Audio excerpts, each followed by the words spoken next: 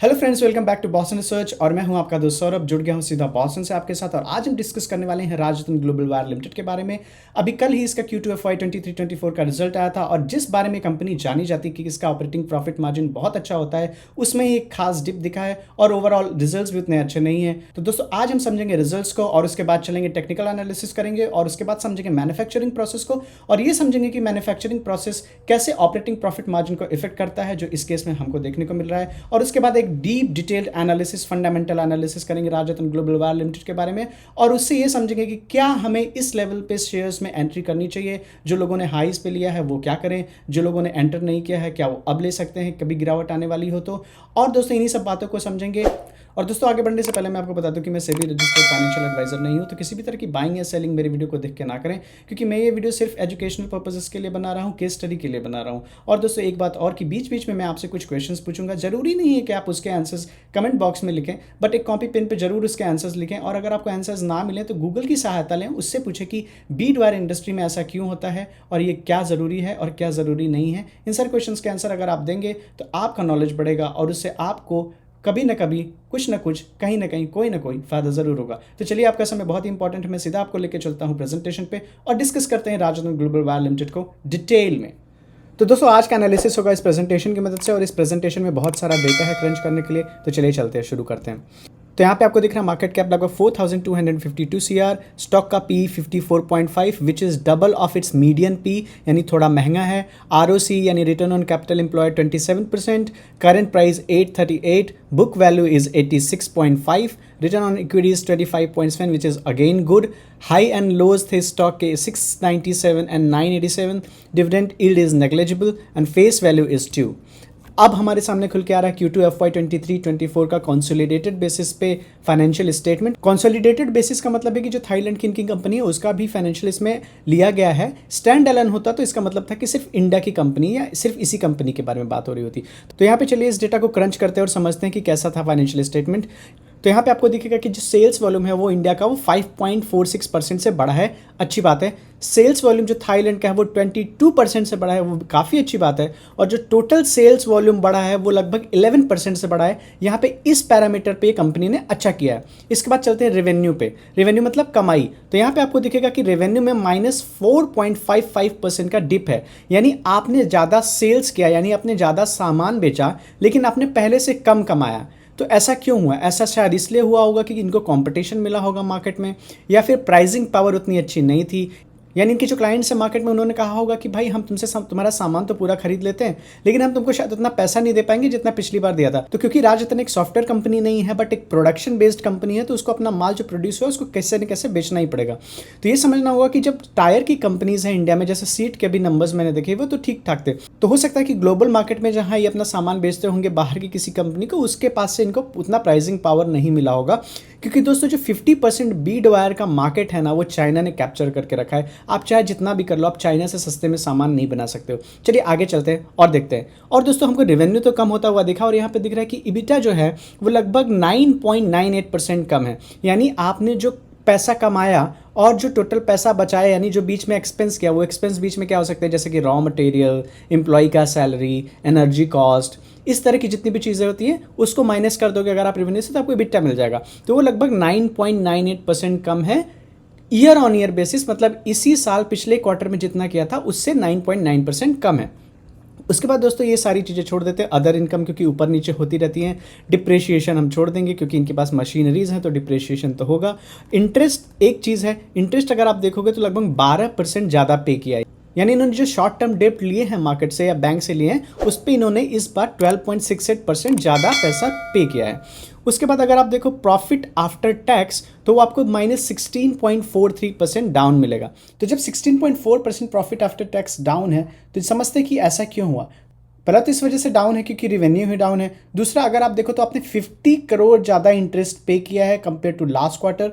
और उसके बाद अगर आप देखो तो आपका अदर इनकम लगभग 80 करोड़ डाउन है, यानी पिछले बार का आपके बैलेंस शीट में वो 80 करोड़ ज़्यादा थे। तो इन सब वजह से आपका जो प्रॉफिट आफ्टर टैक्स है वो डाउन है। उसके बाद अगर आप अपना EPS देखो तो EPS लगभग 16.47% डाउन है, यानी कि 4.59 रुपीज़ से अब 3.84 रुपीज़ है। और ऐसा क्यों है? क्योंकि आपका जो प्रॉफिट है, नेट प्रॉफिट है, यानी जो प्रॉफिट आफ्टर टैक्स है उसको जब आप टोटल नंबर ऑफ शेयर से डिवाइड करोगे तो आपको ईपीएस मिलेगा। और क्योंकि आपका रेवेन्यू कम है आपका, उसके बाद प्रॉफिट आफ्टर टैक्स इस वजह से डाउन है, इसी वजह से जो ईपीएस है वो भी डाउन हो गया है। और अगर आप प्रॉफिट आफ्टर टैक्स मार्जिन देखो तो वो लगभग -129 बेसिस पॉइंट से डाउन है। तो दोस्तों हमने इस फाइनेंशियल स्टेटमेंट को ईयर ऑन ईयर बेसिस पे तो कंपेयर कर लिया। अब चलिए क्वार्टर ऑन क्वार्टर बेसिस पे करते हैं और उसके बाद हाफ ईयरली बेसिस पे करेंगे। तो क्वार्टर ऑन क्वार्टर बेसिस पे अगर आप देखो तो यहाँ पे सेल्स वॉल्यूम जो है इंडिया का वो बढ़ा हुआ है, ये अच्छी बात है। सेल्स वॉल्यूम थाईलैंड का भी बढ़ा हुआ है, वो भी अच्छी बात है। और टोटल सेल्स वॉल्यूम भी बढ़ा हुआ है, वो भी अच्छी बात है। रेवेन्यू जो है वो भी बढ़ा हुआ है, यानी कि पिछले क्वार्टर में जितना किया था उससे ज़्यादा किया है, यानी ये अच्छी बात है यहाँ पे। और इबिटा देखें वो भी बढ़ा हुआ है। अदर इनकम थोड़ा सा डिप है, वो हम छोड़ देंगे क्योंकि वो इंटरेस्ट होता है जो आपके इन्वेस्टमेंट होते हैं उसके ऊपर, तो उसको छोड़ दीजिए। डिप्रिशिएशन लगभग उतना ही है, वो भी मायने नहीं रखता। इंटरेस्ट पिछले क्वार्टर में जितना पे किया था उससे इस बार थोड़ा कम किया है, यानी ये अच्छी बात है। उसके बाद अगर आप प्रॉफिट आफ्टर टैक्स देखो तो वो बढ़ के आया हुआ है, यानी वो बहुत अच्छी बात है। और आप अगर ईपीएस देखो तो 2.45 रुपीज़ से बढ़ के हो गया 3.84, यानी वो भी अच्छी बात है। प्रॉफिट आफ्टर टैक्स मार्जिन देखो तो पिछले क्वार्टर में था 6% और इस बार हो गया है 9%, यानी अच्छा है। यानी कि ईयर ऑन ईयर बेसिस पे रिजल्ट खराब है पर क्वार्टर ऑन क्वार्टर बेसिस पे इंप्रूवमेंट है। पर अब तो ये कंफ्यूजन हो गया। अब इसी कंफ्यूजन को दूर करने के लिए हम चलते हैं हाफ ईयरली पे और समझते हैं कि हाफ ईयरली बेसिस पे यहाँ पे क्या हुआ है। तो अगर आप हाफ ईयरली बेसिस पे देखो तो यहाँ पे H1 FY24 और H1 FY23 यानी पिछले साल हाफ ईयरली और इस साल के हाफ ईयरली में आपको दिखेगा कि जो टोटल सेल्स वॉल्यूम ग्रोथ है वो लगभग 3% है, यानी ठीक ठाक है, अभी तक ठीक ठाक है, यानी जितना बेचा था लगभग उतना ही बेचा है। और उसके बाद अगर आप रेवेन्यू देखो तो -12% है, यानी पिछले बार अब तक जो सेल्स वॉल्यूम से हमें रेवेन्यू मिला था वो 12% इस साल कम हो गया, यानी ये खराब बात है। और वहीं पे अगर आप ईबिटा देखो तो ईबिटा लगभग 34.68% डाउन है, यानी पिछले साल के मुकाबले इस साल हाफ ईयरली में 34% डाउन है। और वहीं पे अगर आप प्रॉफिट आफ्टर टैक्स देखो तो प्रॉफिट आफ्टर टैक्स 44% डाउन है, यानी ये प्रॉफिट आफ्टर टैक्स जो नेट प्रॉफिट आपका है उसको कैप्चर करने के लिए पिछले साल के जितना ही करने के लिए आने वाले 2 क्वार्टर्स में आपको ज़्यादा प्रोडक्शन करना पड़ेगा, ज़्यादा सेल्स करना पड़ेगा और ज़्यादा रेवेन्यू और सब कुछ ज़्यादा करना पड़ेगा। और चलिए आगे देखते हैं। इसी वजह से जो अर्निंग पर शेयर है हाफ ईयरली बेसिस पे आप देखोगे कि 11.39 था पिछले साल तक और ये बार हो गया है 6.28, यानी हाफ है। तो अब आप ये सोच के देखो कि अगर आपकी ईपीएस कम हो गई यानी अर्निंग पर शेयर कम हो गई, हाफ हो गई, तो आपका शेयर प्राइस क्या हो जाना चाहिए? क्या वो हाफ हो जाना चाहिए? ये आगे समझेंगे टेक्निकल एनालिसिस में। और वहीं पे उसके बाद अगर हम प्रॉफिट आफ्टर टैक्स मार्जिन देखें तो हमें दिखता है कि -452 बेसिस पॉइंट से कम है, यानी अब हाफ ईयरली टाइम तो निकल चुका है। अब बचे हुए जो 6 महीने यानी 2 क्वार्टर्स हैं उसमें कंपनी को कुछ बहुत अच्छा करना पड़ेगा। अगर वो अच्छा करेगा तो ही कैच कर पाएगा पिछले साल की अर्निंग्स को, अगर ऐसा नहीं कर पाएगा तो शेयर प्राइस थोड़ा और नीचे आ जाएगा। तो दोस्तों दुनिया भर में जो इन्वेस्टर हैं वो किसी भी कंपनी में ग्रोथ ढूंढते हैं। अगर उस कंपनी में उनको ग्रोथ नहीं मिलेगा तो वहाँ से वो अपना पैसा निकालेंगे और दूसरी किसी कंपनी में लगाएंगे जहाँ ग्रोथ होगा। और ग्रोथ कैसे डिफाइन होता है? अगर ईपीएस बढ़ के आ रहा हो और सेल्स बढ़ता जा रहा हो। इस केस में हमें ये देखने को मिल रहा है कि सेल्स तो थोड़ा बहुत बढ़ रहा है पर रेवेन्यू नहीं बढ़ रहा है, यानी प्राइसिंग पावर नहीं है। इस वजह से हो सकता है कि कुछ इन्वेस्टर्स डिमोटिवेट हो जाएं, यहाँ से पैसे निकालना शुरू कर दे धीरे धीरे। अब दोस्तों मेरा आपको एक ब्रेनस्टॉर्मिंग क्वेश्चन ये है कि मान लो आपकी ये फैक्ट्री होती और आप ज़्यादा सामान बना लिए होते और आपने उसको कम दाम पे बेचा होता तो कहाँ कहाँ नुकसान होता है? एक तो हमने देखा कि वो रेवेन्यू में दिखता है, और कहाँ ऐसा हो सकता है कि वो आपको दिखेगा?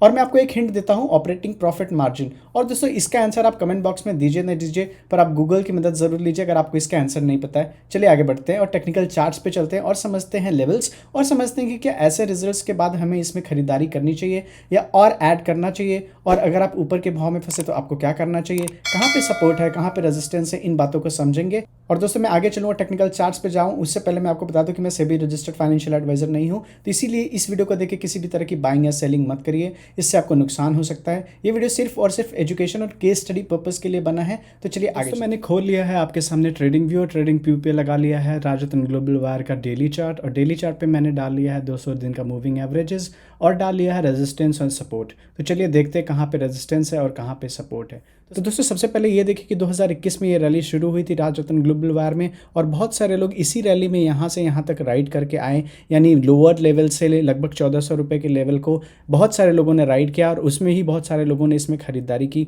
और उसके बाद लास्ट का 2022 आते आते ये स्टॉक लगभग करेक्ट होना शुरू हुआ और अब तक लगभग 50% करेक्ट हो चुका है। तो दोस्तों यहाँ पे जो सबसे पहला सपोर्ट है वो है 700 रुपये पे, दूसरा सपोर्ट है लगभग 570 रुपये पे और तीसरा सपोर्ट है 430 रुपये के। और अभी ये अपने 200 दिन मूविंग एवरेजेस के ऊपर ट्रेड कर रहा है, यानी लगभग 860 रुपये के ऊपर ये ट्रेड कर रहा है, जहाँ पे कि एक रेजिस्टेंस भी है। और अगर इस रेजिस्टेंस को ये पार कर पाता है तो इसका अगला रेजिस्टेंस होगा 980, जो कि उसके बाद ये जा सकता है लगभग 1160 रुपये तक। अगर डाउन टर्न शुरू हुआ, क्योंकि रिजल्ट्स उतने अच्छे नहीं हैं, तो हो सकता है कि इसमें प्रॉफिट बुकिंग और भी आ जाए और ये स्टॉक यहाँ से और भी करेक्ट हो। तो यहीं रेजिस्टेंस के पास से, यानी 860 रुपये के पास से जो पहला सपोर्ट मिलेगा वो मिलेगा 700 रुपये पे, और उसके नीचे मिलेगा 570 रुपये पे, और फिर मिलेगा 430 रुपये। अगर इस स्टॉक 430 रुपये पे आता है तब तो मैं इसमें बहुत सारी खरीदारी करने वाला हूँ, इस स्टॉक को अपने पास रखने वाला हूँ। वो मैं समझाऊंगा फंडामेंटल एनालिसिस में, जो वीडियो अगला आएगा उसमें बताऊंगा कि क्यों मैं 430 रुपये पे इसमें एंट्री करूंगा। बट अगर मैंने अभी तक इसमें एंट्री नहीं की है तो मैं वेट करूंगा कि ये 570 के नीचे ट्रेड होना शुरू हो और अपने अगले सपोर्ट लेवल के पास आए, जो कि 430 रुपये है, और वहीं पे मैं इस स्टॉक को खरीदूंगा। मैं यहाँ पे एवरेजिंग नहीं करूंगा, क्योंकि मुझे पता नहीं है कि बड़े इन्वेस्टर्स जो हैं, एफआईआईज, डीआईएस, जिसमें जिनकी इसमें पोजीशन है, वो इस बात को कैसे लेंगे कि अगर सेल्स ग्रोथ हो रहा है बट रेवेन्यू नहीं आ रही। सेल्स भी हालांकि उतना ग्रो नहीं हो रहा है, quarter on quarter, year on year आपको दिखाया मैंने, तो वो इस बात को कैसे लेंगे, उस पर मुझे डाउट है। और अगर वो उनको डाउट आता है तो मैं एंटर करूंगा 430 रुपये पे, जब मैं क्लैरिफाई हो जाऊंगा अपनी तरफ से। और अगर मैंने इस रैली के दौरान राजरत्न ग्लोबल वायर में एंट्री ली थी और अगर आज का प्राइस जो है वो मेरे प्राइस से बहुत ज़्यादा है या थोड़ा ज़्यादा है, तो मैं वेट करूंगा, मैं कुछ भी नहीं करूंगा, मैं एडिशन नहीं करूंगा, ना ही मैं बेचूंगा, क्योंकि ये कंपनी प्रॉमिसिंग है। हो सकता है आने वाले साल भर या 1.5 साल में इसके अर्निंग्स अच्छे आ जाएं और ये कंपनी ऊपर का रास्ता फिर से देख ले। और अगर मेरा केस ऐसा है कि मैंने जिस भाव पे इस शेयर को खरीदा था, अगर वो आज के करंट मार्केट प्राइस से काफ़ी ऊपर या थोड़ा ऊपर भी है, तो भी मैं एवरेजिंग नहीं करूंगा, मैं वेट करूंगा कि ये शेयर और करेक्ट हो जाए, और ये करेक्ट होकर अगर 570 के नीचे आता है तो ही मैं एवरेजिंग करूंगा और 430 तक एवरेजिंग करूंगा। उसके बाद मैं इस शेयर को लगभग 1.5 से 2 साल के लिए इन्वेस्टमेंट के तौर पर छोड़ दूंगा, और मुझे आशा है कि तब ये शेयर मुझे एक अच्छा रिटर्न दे पाएगा। तो दोस्तों आज यहीं तक रखते हैं, और अगर आपको ये वीडियो अच्छा लगा हो तो लाइक शेयर सब्सक्राइब जरूर करें। अगर आपके कोई क्वेश्चन है तो कमेंट बॉक्स में ज़रूर लिखें। और राजरत्न ग्लोबल वायर के ऊपर फंडामेंटल रिसर्च अभी चल रही है, उसको जैसे ही मैं पूरा कर लूँगा तो वो वीडियो मैं अपलोड करूँगा। तब तक के लिए अपना ख्याल रखिए। Happy investing. जय हिंद।